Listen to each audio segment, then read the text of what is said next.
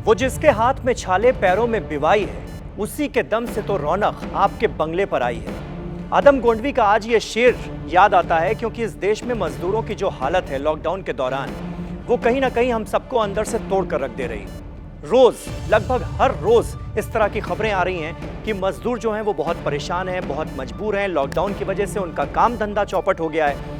और आप देखिए औरंगाबाद से जो खबर आई आज सुबह, जो मनहूस खबर आई, जिस तरह से 16 मजदूर मालगाड़ी से कट कर उनकी मौत हो गई। क्यों? क्योंकि वो 40 किलोमीटर लंबा सफर करके चल रहे थे, रेलवे ट्रैक पकड़कर।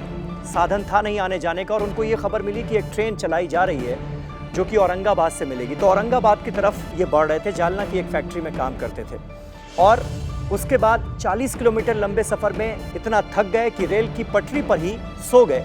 मालगाड़ी कब आई उन्हें पता नहीं चला और 16 मजदूरों की जान चली गई। ये स्थिति है। ये स्थिति क्यों हो रही है? इतना कंफ्यूजन क्यों है?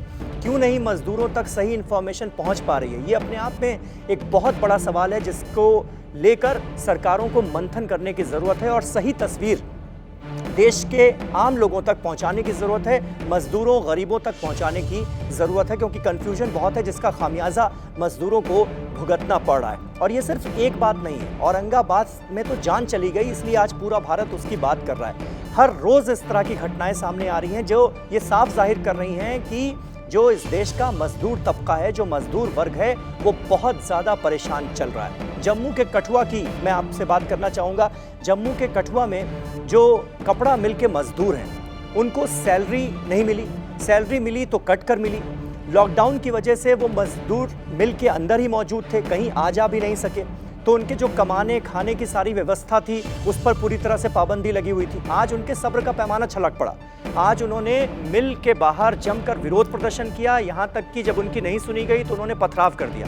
कानून अपने हाथ में लेना किसी भी तरीके से सही नहीं ठहराया जा सकता। लेकिन ये जो घटना है ये अपने आप में बता रही है कि मजदूर कितने हताश हो चुके हैं, कितने परेशान हो चुके हैं और उन्हें अक्सर ऐसा लग रहा है कि हमारी सुनने वाला कोई नहीं, हमारी सुनवाई कहीं नहीं हो रही है, हम करें तो क्या करें। तो इस वक्त पॉलिसीज़ ऐसी बने जो कि मजदूरों के हित में हो। मजदूरों का फ़ौरन ख्याल रखने के लिए जो भी राहत पैकेज का ऐलान किया जाना चाहिए वो फिलहाल नहीं होता हुआ दिख रहा है। जगह जगह सरकारों की तरफ से अलग अलग स्कीम चलाई गई है जिसमें मजदूरों के खाते में पैसे डिपॉजिट किए जा रहे हैं, लेकिन ये भी ऊँट के मुंह में ज़ीरा साबित हो रहे हैं। अभी एक और घटना का मैं जिक्र करना चाहूँगा। हमारे संवाददाता हैं भोपाल के मकरंद काले, उनकी आज एक रिपोर्ट हमने अपने दर्शकों को दिखाई। जिस तरह से उन्होंने कुछ मजदूरों से बात की और वो मजदूर कहाँ थे, वो भोपाल रायसेन की जो सीमा है वहाँ पर उनकी चंद मजदूरों से मुलाकात हुई। 10-15 मजदूर थे, कोई यूपी का था, कोई बिहार का था और ये सारे लोग गोरखपुर के लिए रवाना हुए। कहाँ से रवाना हुए? हैदराबाद से। आप अंदाज़ा लगाइए कहाँ हैदराबाद, कहाँ गोरखपुर। लेकिन हैदराबाद से पिछले 15-16 दिनों से ये लोग लगातार पैदल चलते चलते अब रायसेन के पास कहीं पर पहुँचे हैं। जब उनसे हमारे संवाददाता ने बात की तो इतने मोटे मोटे छाले उनके पैरों में पड़े हुए थे। हालत ये थी कि उनसे चला नहीं जा रहा था। लेकिन जब पूछा गया उनसे कि अभी कहाँ आप जा रहे हैं तो उन्होंने कहा कि हमें गोरखपुर तक जाना है और अभी 15-20 दिन इसी तरह से हम आगे चलते रहेंगे क्योंकि कोई इंतज़ाम है नहीं। और पुलिस वाले अगर रास्ते में मिलते हैं तो पुलिस वाले डंडा मारते हैं कि तुम हमारी सीमा में कैसे अंदर आ गए।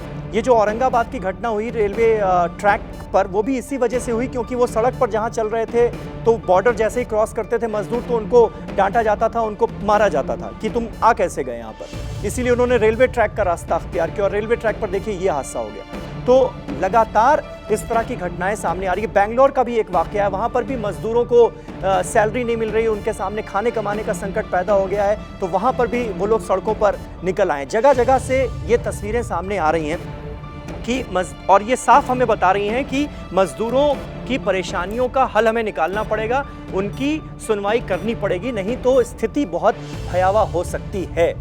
तो इस बात का ख्याल रखा जाए और लगातार ये जो खबरें TV9 भारतवर्ष पर हम दिखा रहे हैं इसका भी मकसद यही है कि मजदूरों की परेशानियां सरकार के कानों तक पहुंचे और उन परेशानियों को हल किया जाए।